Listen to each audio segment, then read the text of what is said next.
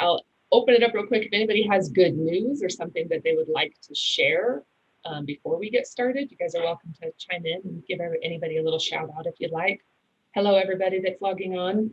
Well, I mean, I've got good news from standard side. You know, I have a weekly meeting with our ASTM standards or textiles initiatives group, and we have created a set of terminology related around fiber and various fiber processes. So we're going to be getting that to ballot soon, which isn't relevant to anybody other than anyone who care what's going on with ASTM International. That's awesome. And what do you mean? What do you mean by what do I mean? You say anybody that cares about what's going on with ASTM International. I feel like the standards piece is a huge topic. Are you referring to something in addition to, or? No. I wasn't sure how many people on the so far are familiar with ASTM International, right? Given that we haven't given it an introduction yet and all of that type of fun stuff. Awesome. Well, that's exciting. It will soon. Yeah, that's exciting. Critical. I'll be picking up printed Frisbees early next week. I have hemp Frisbees. So 25% hemp fiber. It's happening. I'm excited. Mandy's going to get her Frisbee soon. Yes. I guess we can go ahead and get started. As they log on, as more people log on, I'll go ahead and let them in. For those of you that are just joining, welcome. Thank you very much for joining. I'm excited about this discussion today and being able to really provide some solid resources for you guys in the standards and regulations, general manufacturing practices, and so forth. Both Darwin and David have been involved in the cannabis industry for a long time, and so feel free to ask questions, chime in. You guys can add comments in the chat or raise your hand down at the bottom. There's an icon. You can raise your hand and I can call on you. When I do call on you, be sure you unmute yourself before you start talking. I know phrase of the year is you're on mute now, but unmute yourself and then keep it short with your question, and then we'll pass it on to the next person. I would like to keep this to right about an hour. I will stay on at the end if you guys would like to continue and chat for a little bit, but just out of respect for David and Darwin and everybody else. Just a reminder, these are recorded and I will transcribe them. Our team will transcribe them, edit them, and make them available on YouTube and through our other social media platforms. So, and then all of you that have attended, you'll get an email in the next week after it's all done with the links to everything. So other than that, David and Darwin, I'll turn it over to you. I don't know who would like to start first, but welcome and thank you very much. Yeah, thanks for having us. Darwin, go ahead, introduce yourself. All right, great. Hopefully everybody can hear me okay. Hi, everyone. My name is Darwin Millard, aka the Spock of Cannabis. I am a 15-year industry veteran. I've been working in the cannabis and hemp space on every scale of extraction from a couple of grams or maybe a few finished units to having designed several of the largest phytocannabinoid processing facilities in the world. I'm a mechanical engineer by training. I specialize in mechanical and solvent-based extraction methodologies for isolating terpophenolic secondary metabolites from botanicals, which is just a fancy way of saying that I know how to make oil well. I am the Subcommittee Vicechair for ASTM International's D3704 on cannabis processing and handling, as well as the Subcommittee Co-chair for ASTM International's D3707 on industrial hemp. I also serve as the chair for the National Cannabis Industry Association's Cannabis Manufacturing Committee, and really just a strong advocate and proponent for what the cannabis plant can do for us, and really hoping to advocate, a one-plant solution and helping to create standards and a foundation for a true green economy and all sorts of stuff like that. Yeah, so I had the pleasure of meeting Darwin. My name is David Vaillencourt. I, about 2.5 years ago, started a company called the GMP Collective. And prior to that, had met Darwin at the first official ASTM D37 meeting in Toronto, I believe in June of 2017. I was pretty new to the industry at that point, pretty new to what the heck standards were. My background, a master's of science, I've worked in analytical testing laboratories and more recently from government, DOD, EPA, as well as managed the BP oil spill assessment as a subcontractor to the Department of Interior. So that's a lot of government regulations, quality assurance plans, managing very diverse stakeholders across state, local, government and private entities. And from there, interesting story to get into the cannabis, save that for a time with a beer with somebody, and recognize that, the industry is really lacking standardization. And, how do we extract? Well, I don't know. I hired a PhD to come out and help me, optimize the CO2 extraction. Well, then what happens when he goes back to college or, goes on to the next job? How does, Darwin consistently do that, or his team do that? And what happens when it's a Thursday night and you're trying to get product out and it goes down and you don't have a process and you're not sure if it's being done consistently? Oh, haven't thought about that. Here we are. And now we've got, 36 different states with 36 different markets on the cannabis side. The hemp side is, an interesting evolution as well, which I know we're here to kind of focus on. And so what I do in the cannabis space, so getting to work with Darwin, I'm the recording secretary for the laboratory testing subcommittee at ASTM's D37 committee. Been there since, again, 2017. What's awesome about ASTM as a bottom-up approach is that there's a volunteer-led 120-year-old organization. We have over 1,000 members across 30 countries present in D37, which makes us one of the largest groups out of 148 or maybe 150 technical committees, which we'll get into. And it's consensus standards. And in addition, I work at or volunteer at NCIA. I'm the committee organizer for the facility design committee. Been there for a little over 2 years now, helping lead that group. And just really trying to bring best practices to the industry, educate and empower everybody to let's work smarter, not harder. And standardization can really make that happen. So that's just a brief, but probably not super brief about me. I'll shush and hand it back over to Mandy to take us to the next step. Well, I have a ton of questions. I don't know if you guys would like to talk a little bit about or share some of the common misconceptions about standards. I've addressed them a little bit with Darwin, some things that have come up as to, why. What I see in the industry is there's so many people holding it to their chest and less sharing. What is the value about bringing this standard out here, and what is the intention, I guess, behind, the standards practice? What is it going to do for us as a whole? If you don't mind speaking a little bit more to that. Sure. I think one misconception I like to clarify really is the difference between standards and regulations. Standards are not regulations, right? They are totally two different things. And in this case, what ASTM International develops, right, are market-relevant consensus developed by volunteers like David and myself, and we do our best to create a standard that is useful to the marketplace. So, for instance, like for hemp fiber, perhaps addressing counterfeit or fraudulent goods, and dealing with somebody who says, hey, this is 100% hemp fiber, right? Or this shirt is 100% hemp or whatever. Well, creating a way to verify that will protect, the marketplace. And that's just a kind of standard. I think another thing really quick, I'll let David jump in there, is that when we talk about standards, at least coming from ASTM International, is that we're talking about 6 specific types of things that we create, and those are classifications for different for types of things, specifications for so that you can actually see if whether or not something will fall into a various classification, and then test methods to verify that those specifications, so that you can actually classify that thing as that thing, and then guides and practices for how to comply with those specifications, or how to make something that will meet the specification, or how to prepare a sample, stuff like that,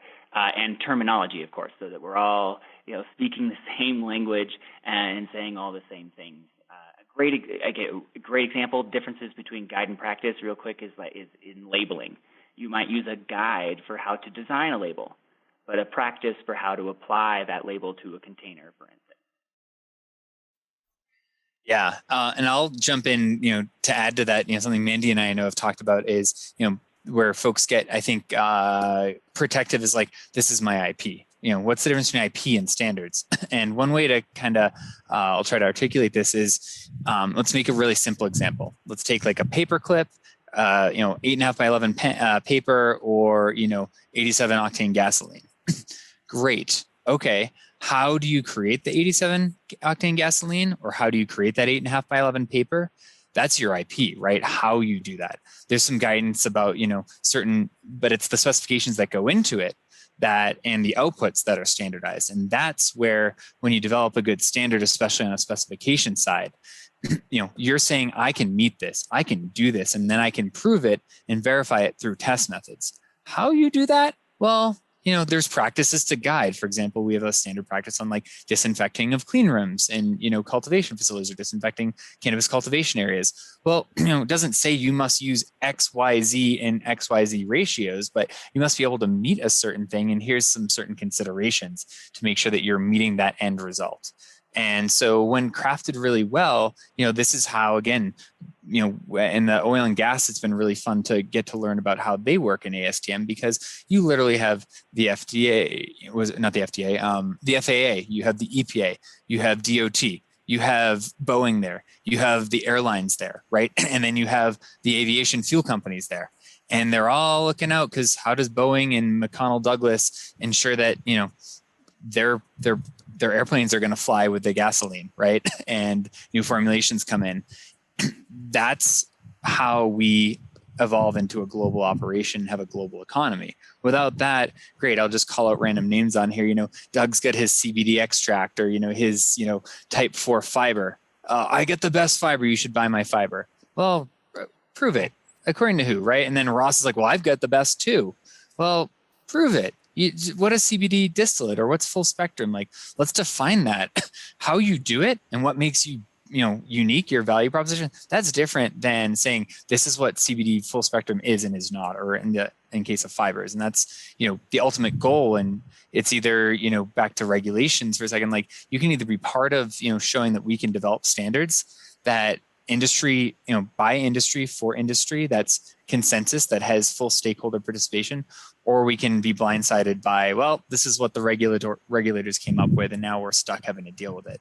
Because there is one other thing I'll add, and sorry, I hope this doesn't get too fast, but there's it's Circular 119 that came out of the executive department, the office of the White House in the 90s, and it's been reiterated and reinforced, is that when agencies develop new programs for products to regulate, they're actually required through Circular 119, I can maybe throw it in the chat, to look to voluntary consensus standards bodies to simply adopt them instead of going through their own commissioning and figuring out how to regulate it. So we really sit, and this is, this works across the globe too, we really sit at an amazing opportunity to become active and develop these standards and to help inform policy. And that's where kind of the difference between standards and regulations come, but they do, standards can drive regulations, if that makes sense.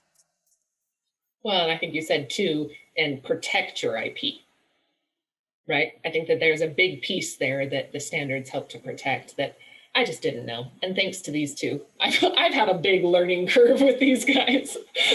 So Darwin, we had talked a little bit about standards and what's happening on the fiber side with standards. Would you mind sharing a little bit more for those that weren't here, or kind of what those standards look like? There's a number of questions that have come in about what it looks like, or where we are in the process of developing standards for textiles.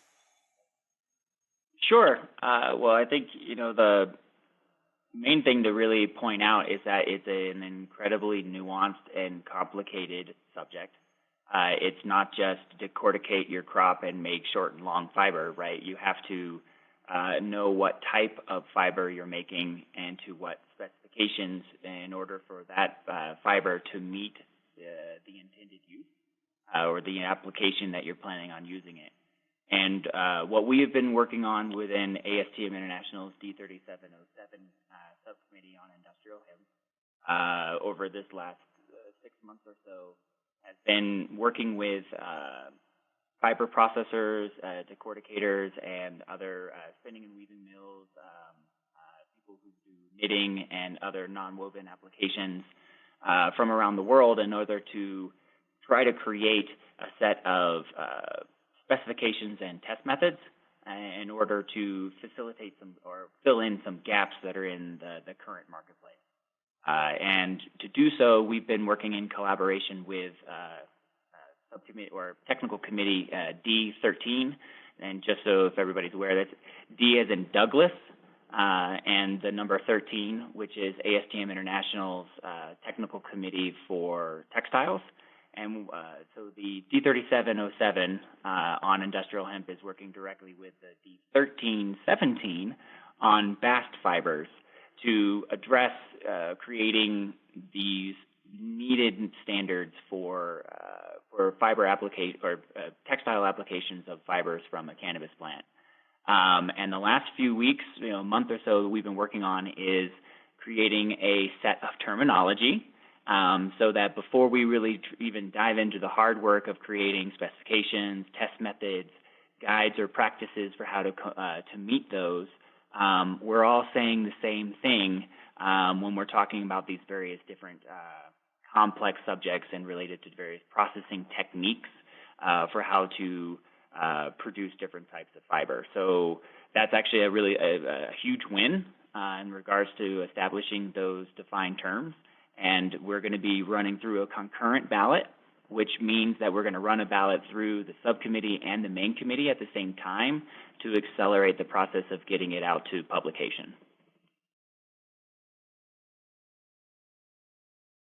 You're on mute, Mandy. You're welcome. I should have stayed on mute probably sometimes. Okay, so what involvement does ASTM play in Canadian standards, and what level of government is ASTM working with? That's a great question. I can jump in, David, unless you want to. At least on the hemp side, we're working. ASTM International is an international standards development body.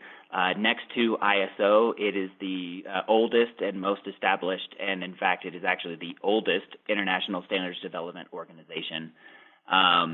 So we are working very closely with the Standards Council of Canada, as well as the National Research Council of Canada, as well as the Canadian Hemp Trade Alliance and other stakeholders in order to create truly market relevant consensus standards, and that's really the importance behind the market relevance part there, right, is that international, so we have to consider the Canadian marketplace, the U.S. market, Mexican marketplace, Colombia. We have to think about what's going on in Brazil, what's going on in each country in South America, right? Then, we're talking about every country in Africa and Europe. And then obviously going into making sure we have our Chinese contingency, right, also helping us out since they are basically the world's fiber producer, right? So a lot of this is forming coalitions and working with as many partners as we can, right, because these are not created in a vacuum, and it's a collaborative process. Yeah, and I'll add to that and maybe give a little more context, because I think, and I'll admit, it took me a few years to really understand this. So now I'm like, oh, let's communicate this with the rest of the industry in the world, so that you don't have to fumble through the 3 years that folks like Darwin and I have gone through to get to where we're at with how ASTM plays in. So let's talk about briefly what ASTM is and what it is not, right? So when folks ask is ASTM creating standards? Well, so to be clear, right, ASTM is a 501c3 that provides the platform, right? They don't touch standards from the development standpoint. It's all member driven. And what's awesome about that is, for example, Mandy, you've got this decortication thing and equipment, and you want to create this unique bast fiber for a product you've got. There is nothing stopping you. This is how it works. Literally, show up, develop a standard, write it, put it to ballot. That's where the fun begins. That's where everybody that's a member, let's pretend we're all members here. Darwin he has an issue with something that's in there. He votes negative. Mandy's got to go work with Darwin to resolve the negative, or there's a persuasion process with voting a simple majority to overrule it. if you don't agree. But literally beyond that, it doesn't become a standard until, that's why it's consensus. So it's member driven. So there is like the US Pharmacopoeia is an active member. There's members of Health Canada. There are members of state bodies that are there, and locally, nationally, and internationally that can weigh in as well. But it's a consensus process. So ASTM literally provides the platform. So for example, I saw the question about like water soluble cannabis products. If you have a specification you want to be first to market with, come develop it. Don't wait. You can be part of that. You can drive that. And so hopefully that gives a little bit more context about what ASTM is and is not, because they don't advocate. They have to draw, they obviously have relationships with government entities because governments adopt their standards and look to them for safety profiles and, to manage businesses, products safely. But the beauty is it's consensus. So they implement their regulations, right? Yep. And just a couple of here, one directly related to ICC, the International Code Council.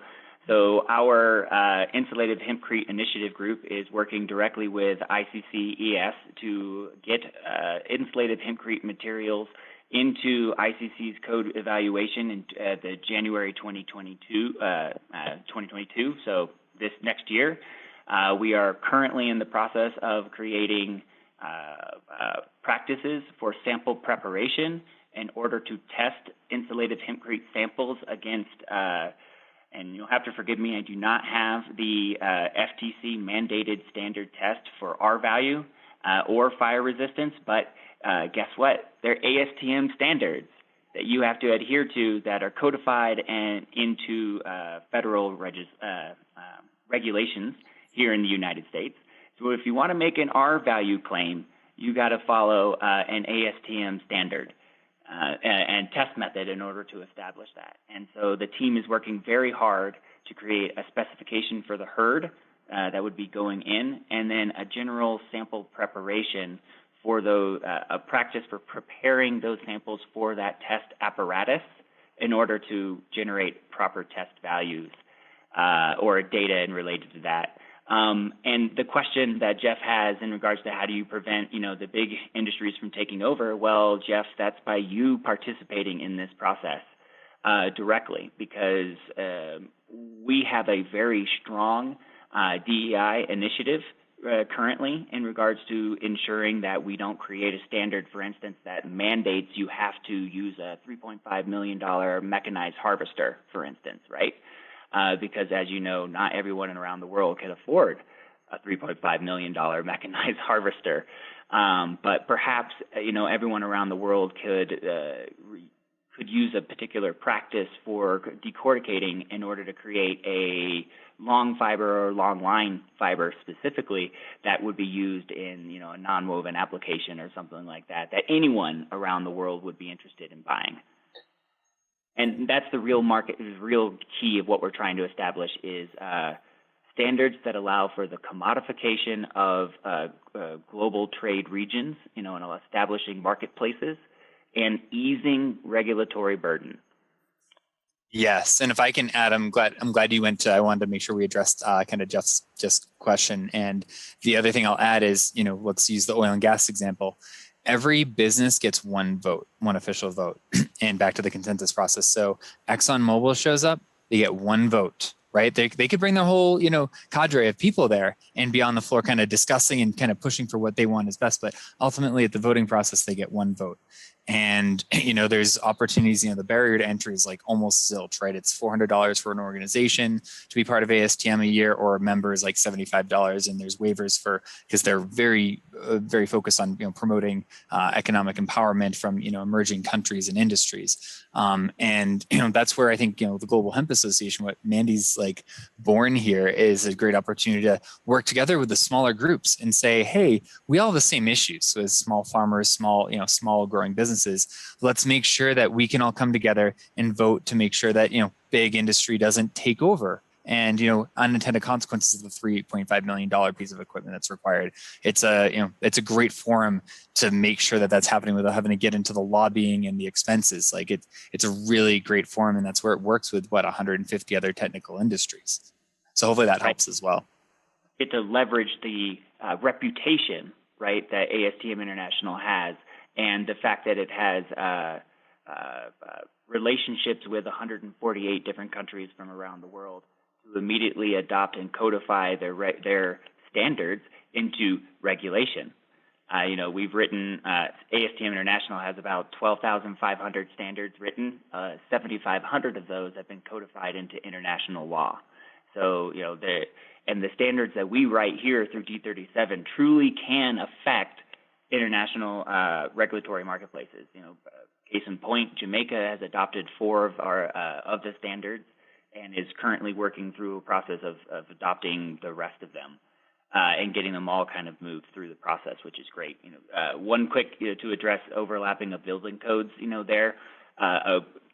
A best way to kind of explain that is that someone's going to establish that you need to say that your structure needs to support X, Y, Z, pounds per square inch or whatever. How would you verify that? You would potentially use a ASTM test method, right, to verify that your slab that you poured, for instance, is to code. Okay. Any questions? I have a couple of others. There's lots of other questions on testing methods that are being used, specifically for fiber to determine stability. Wow, I just clicked out of it. Let's see. Stability, for basically downstream processing. Can you speak to what type of testing methods are currently being used? And I feel like that's pretty broad. Sure. Well, I think what I can really do is elaborate upon what test methods the Fiber Initiative Group feels need to be developed. There you go. Yeah, there we go. So we actually came up with this today, and these are just, a quick rundown of some hemp-specific standards. Not all of these are test methods, but, I'll quickly run through these. We need a practice for representative sampling of batches of hemp fiber, because if you can't take a representative sample of your batch, then there's no way to, to test it. No purpose of testing your batch if you can't sample it correctly. Then a practice for sample preparation of that hemp fiber for XYZ test method. So we're going to come up with a test method, right? And you're going to prepare that sample for specifically that test method. So then we can get into the test methods. A test method for identifying, for identification of types of bast fiber in a batch of hemp fiber. That's specifically for identifying counterfeit or fraudulent goods, so that you can know truly if you have 100% hemp fiber, 80%, 50%, right? You can identify what those other materials would be. None of these exist, by the way. A test method for identifying synthetic fiber in a batch of hemp fiber. Test methods for the measurement of herd content and foreign matter in hemp fiber. Test methods for identification of cotton fiber in batches of hemp fiber, specifically for cotton blends, right? Hemp cotton blends. And then a test method for DNA identification of types of bast fibers. And in general, I could keep going. I guess it just depends on what type of test methods you really want to get into, but we've got them for length, we've got them for diameter, color, strength, tensile strength, stiffness, elongation, cohesiveness or friction forces, surface energy, as well as density, and assessment of pectin, lignin, and wax content, because that would allow you to design your degumming process if you knew, right, how much of which one of those constituents were in there, so you could design which type of chemicals you want to use, or if you want to do a mechanical degumming process. And honestly, that just literally scratches the surface of where we're going right now. Because every time, sorry, I'm dominating the conversation now. Every time we open a door, right, it leads down another hallway. And then there are other doors, and we open those doors, and those are now leading to more doors. So all of this kind of comes down to the power, why we need more dedicated volunteer, passionate people like you guys on this meeting today to help us create all of these amazing, these necessary standards. Oh, Mandy, you're the classic on mute. Yep, you're owning that today. I don't have anything to add on. There's a reason why Darwin and I think make a pretty good team, especially with his expertise and the hemp side. I try to absorb 10% of what Darwin says every time I get to connect with him. Is it okay for me to switch back to kind of addressing the water soluble and CBD side for a second? Yeah, and then I saw that you had someone else had a question that you were going to add about transparency. Yes. Control methods, consistency, in production. Go ahead. Yeah, so let me kind of briefly try to cover all of that. There's a lot of, basically building off of what Darwin just said is there's, this rabbit hole of, where do we begin? And there's all these standards that we need to, because the industry, we're really in its infancy, right? I mean, how long, sure, what was it, 98 when there was industrial hemp started prolifically, enabled in Canada, right? So they've got, over 20 years, but we as a, producer of these ancillary, wellness products, if we want to call it that, to keep it simple, it's very new.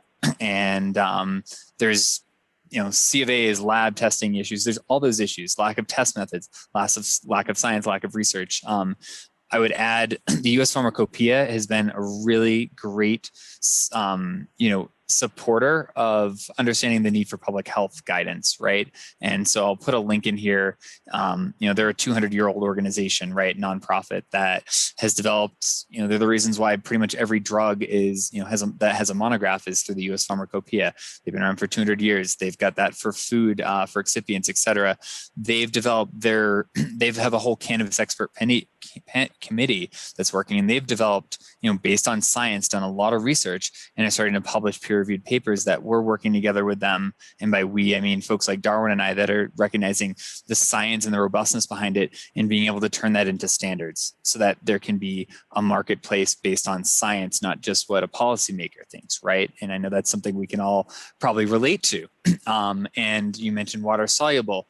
Well, all right, how do we test the water solubility? There's some methods out there already from the U.S. Pharmacopoeia general chapters, but, what's an acceptable level of solubility, right? And how do we measure that? And, just off the top of my head, thinking about, I've seen and heard about, when you use plastic with, plastic like dissolves like. So is it appropriate to be bottling CBD in plastic? I don't know. What kind of, binding agents are you using? And is that okay? Let's make a standard for it, right? Because right now it's just everybody says water soluble. Well, there's plenty of data out there to show that you're not getting what the claims say, and that all comes back to packaging and labeling and having test methods to verify it. So the opportunity is, in a good sense, overwhelmingly open, and it takes this this army of it takes a village, which we here are just a small but not insignificant part from the hemp and the science side. So let's develop it, right? We've got a lot. You've got solutions, you've got the science. Bring it and develop it and set that standard, and the fun will just begin from there, right? Right. And then just, to touch that, right, just on water solubility, we could create an entire classification system around the concentration of the cannabinoids in the material, the clarity of the solution afterwards, right?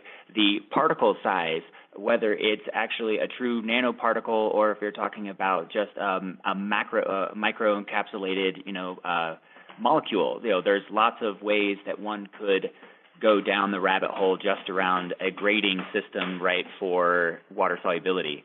And then you would need to define the specifications for each one of those grades of powders, right, that could be water soluble, and then a test method to then verify the specifications so that you could then actually classify your product as XYZ water soluble grade.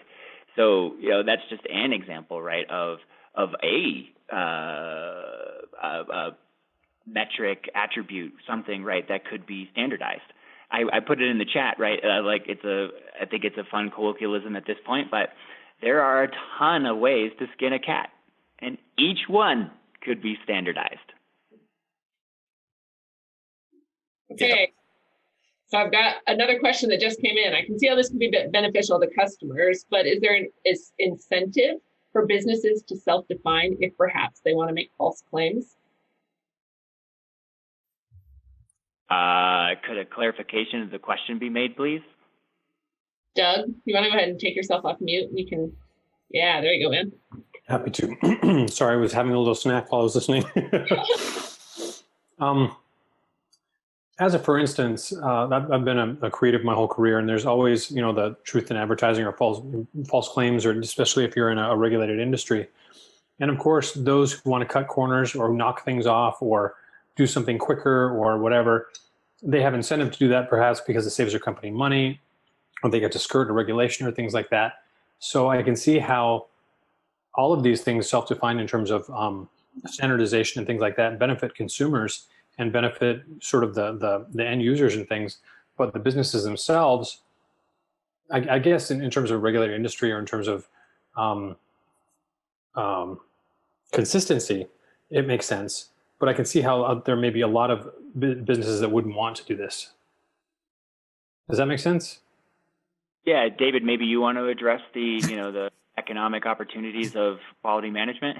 Yeah, I really, thanks for kind of clarifying that question, Doug. So I think that's an interesting situation that we see not just in the cannabis industry, but in the world, right? And there's always that aspect of the bit, what's the bottom line? What's the cost, right? And, there's a few ways to look at that. One, and I wish I had the book. I'm still unpacking. I just moved last week.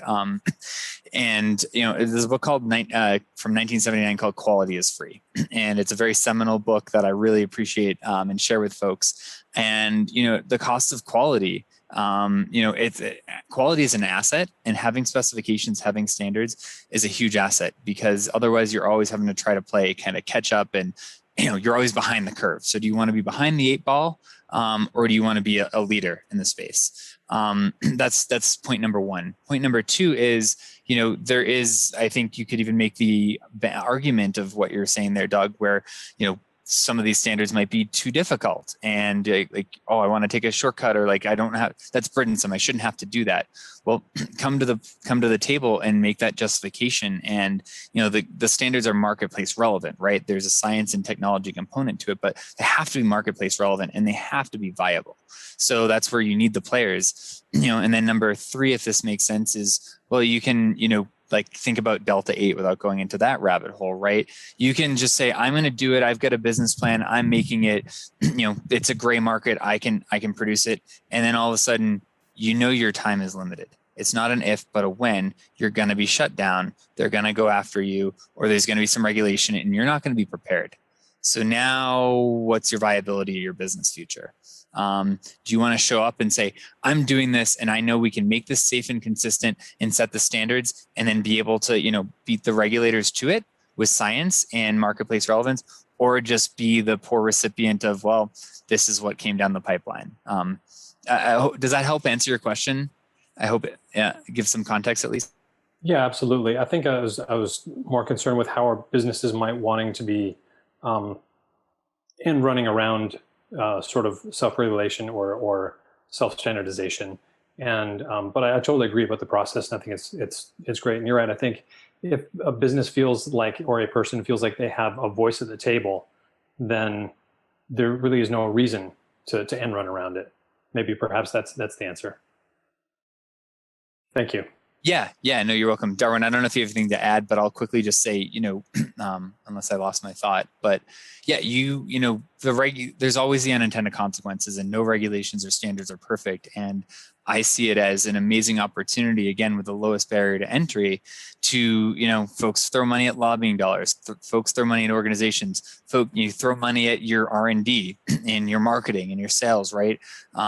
Putting the time and effort towards that is something that you can show a tangible, pathway forward. You can learn from the other industry stakeholders too, when you're getting to help develop these standards, and you get to raise up the industry and work with the regulators to create what we want, versus, well, that sucks. Here's what just came down the pipeline, and it's not science-based, right? How often do we deal with that? This is the opportunity to not have to deal with that and create it. I was just going to add, David, that standards play, I think, a big part in regards to risk assessments when you're doing a financial raise. How can you guarantee to your investor that you're trying to raise $15 million from, or whatever the value is, right, that your business is long-lasting, right, that you can make it to your ROI. Well, standardization is just a piece of the puzzle, of course, but by being able to follow those standards that are setting the trends for potentially decades to come, right, you're able to show your investor that you can mitigate risk, right, because you know what the trends are that are coming down the pipeline, for instance, right? That's why you don't see major power plant investments getting built anymore, because those are 50-year timelines that they do on return on investment. So you don't see major coal-fired power plants and all of these things going up anymore because there's no return on investment. And that's because of standards in the marketplace getting further and further restrictive in regards to CO2 emissions, et cetera, that you can no longer make a 50-year model, right, a projection that you know is going to be stable.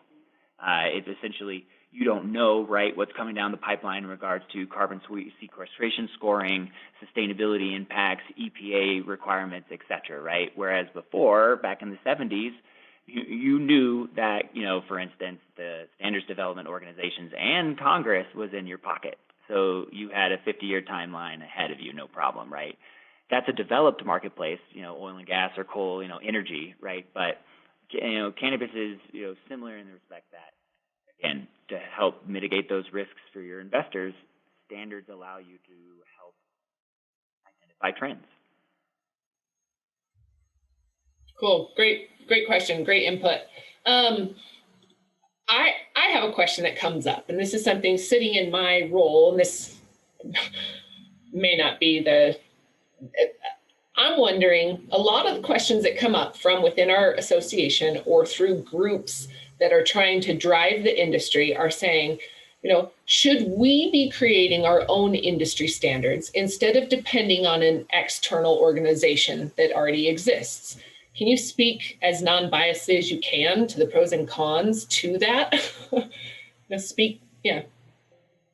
And I know we have a lot, but I guess, what feedback do you have on the flip side, or why would that even be an opportunity, I guess? Well, if I can jump in and throw out there, if I'm following. So let me maybe ask a clarification question to you, Mandy, right? So why would you come, is the question kind of like, why would you come to ASTM or any organization versus why couldn't the members of the Global Hemp Association kind of do this and just develop? Not through an organization, but through the industry, right? This concern of the industry managing or owning its own standards, instead of, I guess, feeling like maybe it's somewhere else. What I understand is that the industry can still own its standards through ASTM. Is that correct? Is that kind of how I understand it? Or is it that, there is a valid concern within the industry to own some of their own standards so that, they can play a bigger role in the success of the industry?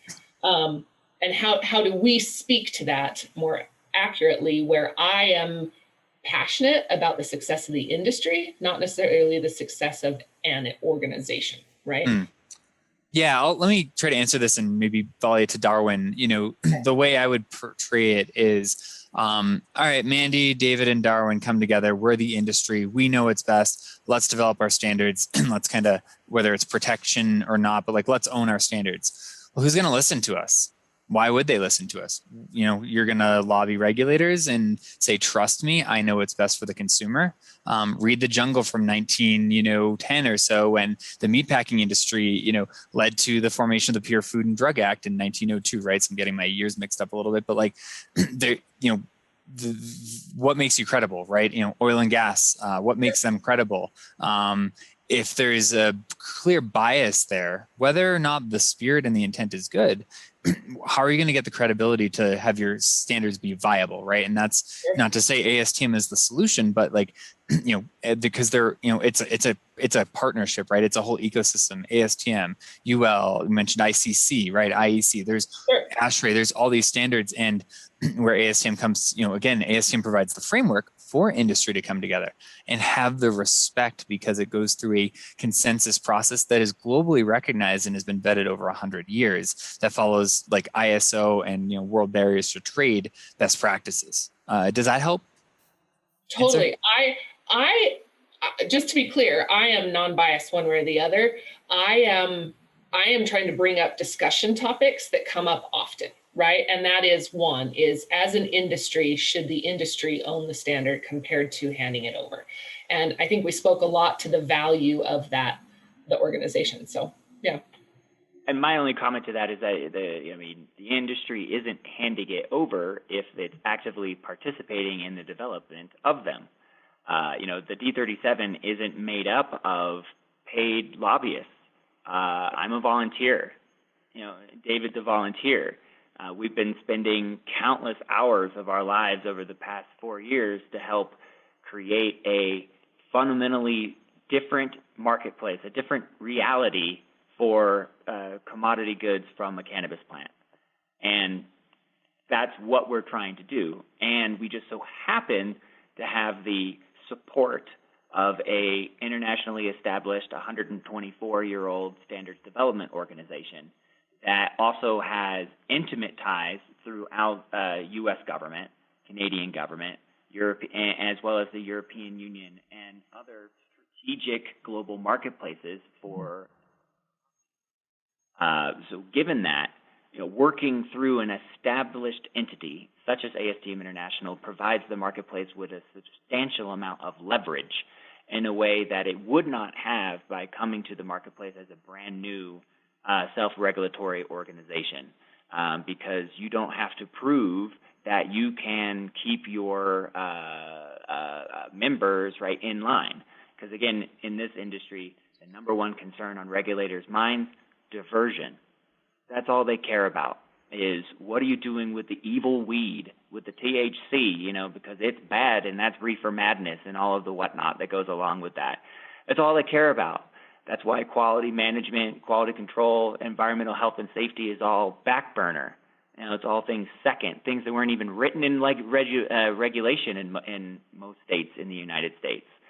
So it's just, I think what we can do here, again, it's not to dissuade anybody from it. And in fact, in the United States, we have many competing standards development organizations when that doesn't exist in other countries that have, say, a National Standards Development Council or standards body or standards bureau, right? We're kind of unique where where capitalism allows for overlapping, competing, redundant standards. But in a lot of respects, right, that's good because that means there are a lot of perspectives, different groups take on maybe the same subject from different angles. And perhaps if UL is a little further along than, IES is in regards to a lighting standard, then awesome. Go for, or CE, for instance, right, is there, then great. In ASTM, we're going to reference that standard, right, because the mantra is there's no reason to reinvent the wheel. There are tons of established standards out there. All we have to do is find them and reference them. Yeah. And if I can just add quickly and then maybe touch on the third party aspect, I really appreciate you, Jeffrey, bringing that point up. The word ownership, right? And I'm not sure exactly how to define or, kind of clarify that. But what I will say is, the ASTM, it goes through the ASTM process, right? Again, or the UL process or any of that.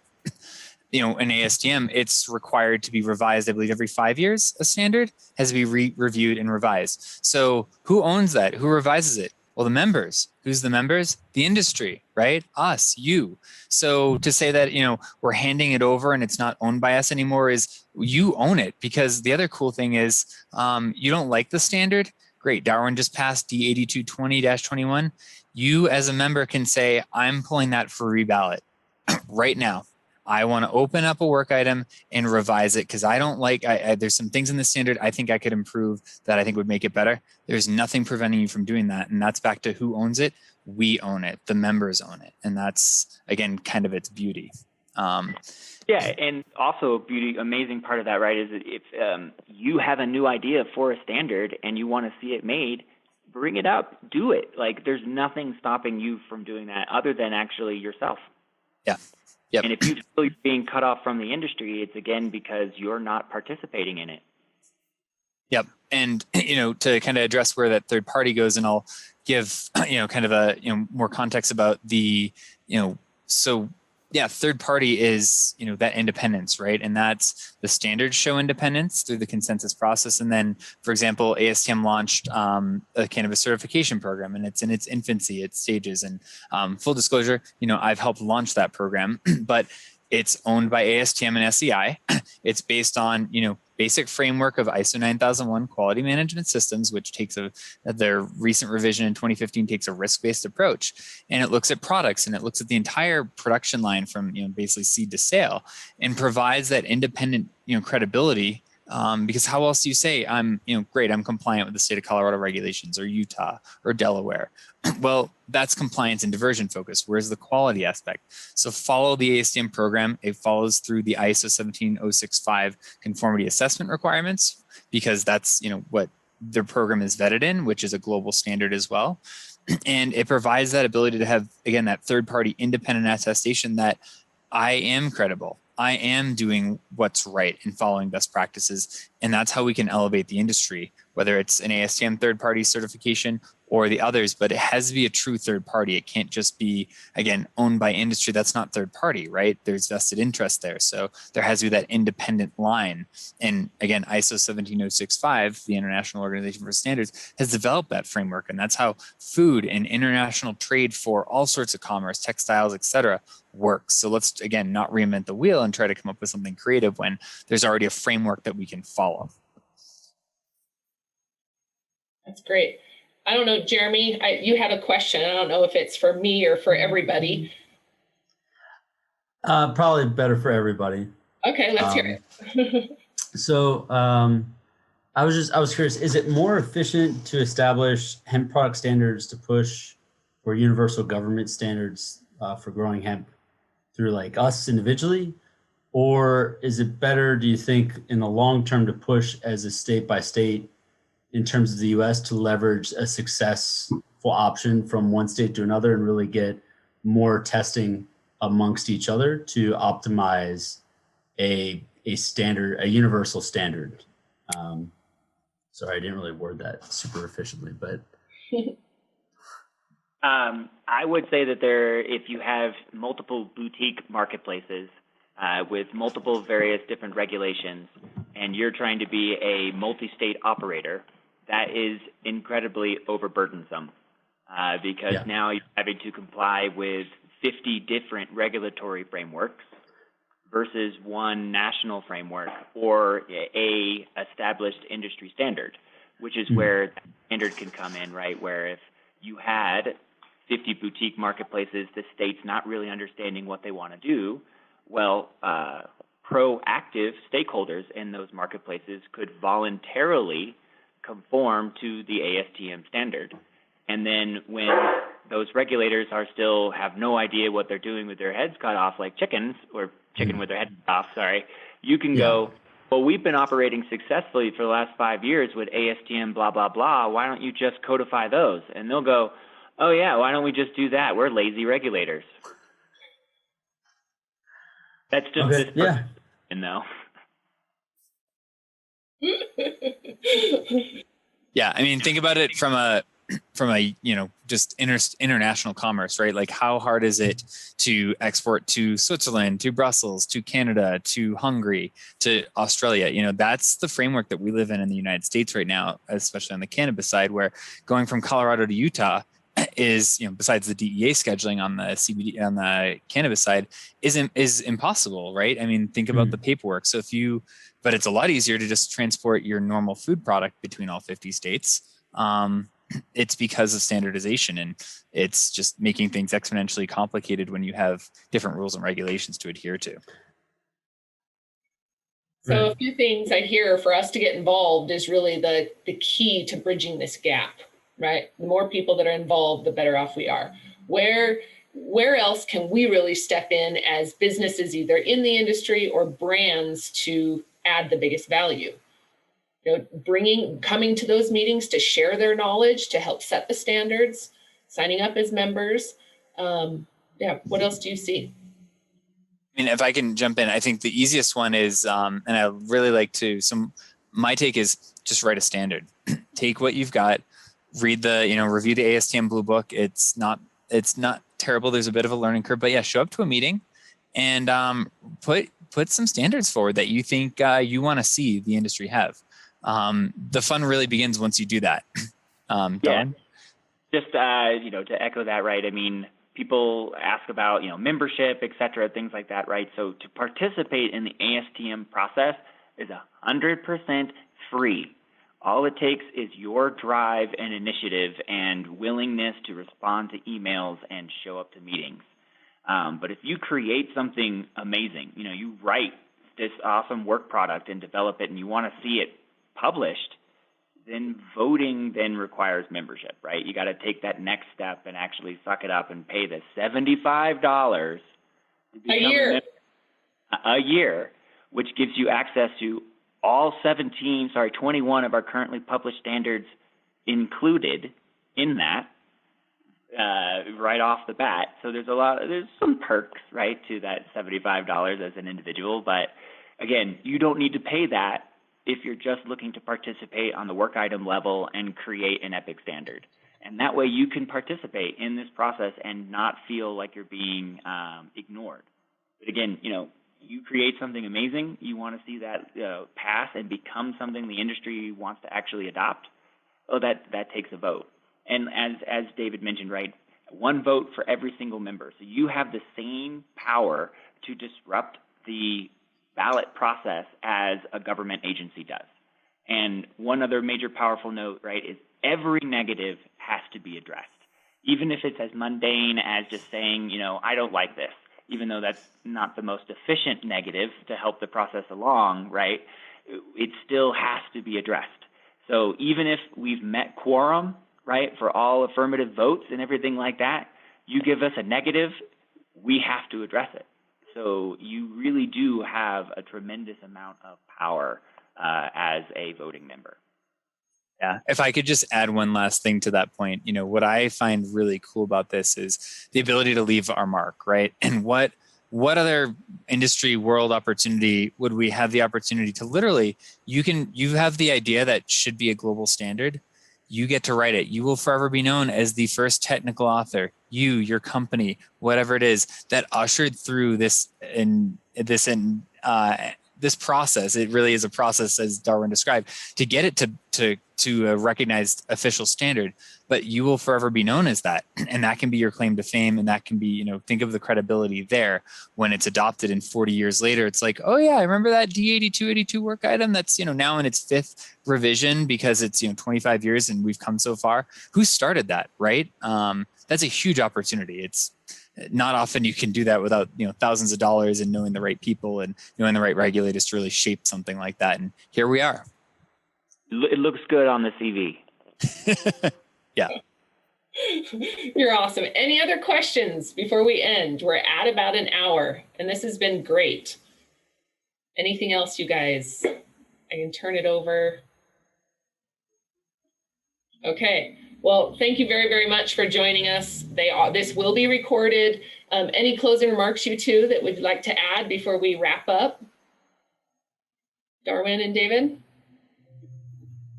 I just want the Frisbee when it comes out. How do I get a hold of one of those? I'm gonna have to follow up with you, Dave and Mandy.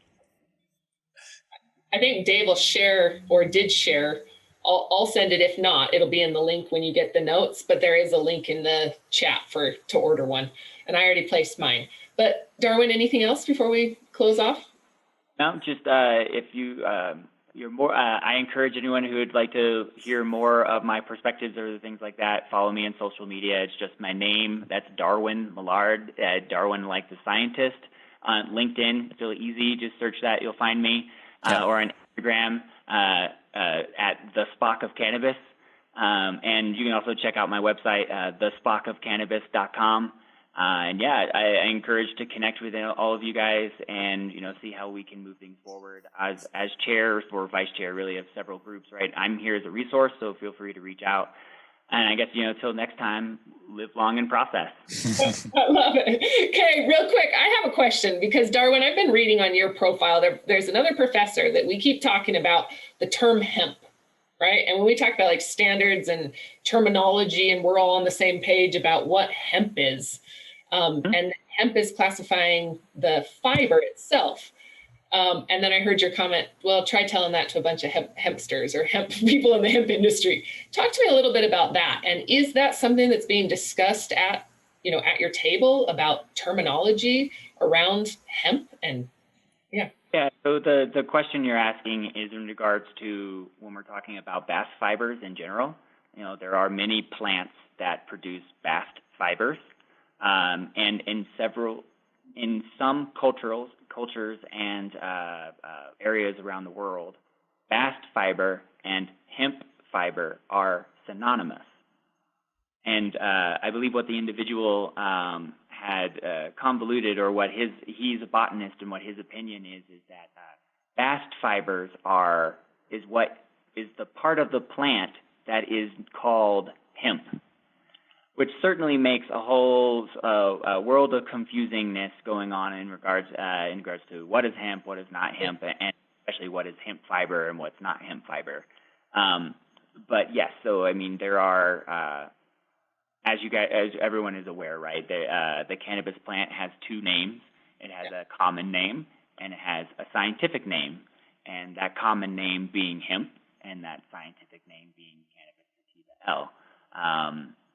And so it's interesting to then also hear other perspectives that no, hemp is just is the technical term for the bast fibers of bast plants, and that's a confusing perspective to take.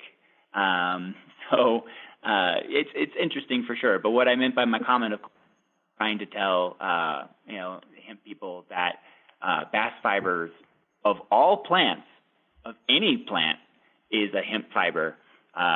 That's when you're going to start getting contention. Okay, so that's just where I wanted to kind of air this, because when I read that, I was like, oh, I've got so much to learn. Here's something else I need to start talking about. And really, it's important that we're all on the same page about terminology. And so I love having these discussions as they're evolving so that we're leading correctly.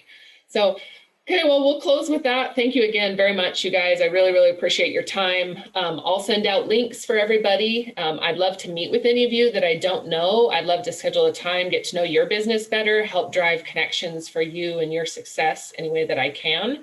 If any of you need help connecting with either David or Darwin, don't ever hesitate to reach out to me. Other than that, thank you guys very, very much for joining. We do have a textile meeting tomorrow at 1 o'clock. Pietro from Europe is going to come talk. You guys are welcome to join. Okay. Other than that, thank you. Thank you. Mandy, thanks for having us. This has been fun. You're awesome. Absolutely. Thank you, David. Thank you, guys. I really appreciate your time.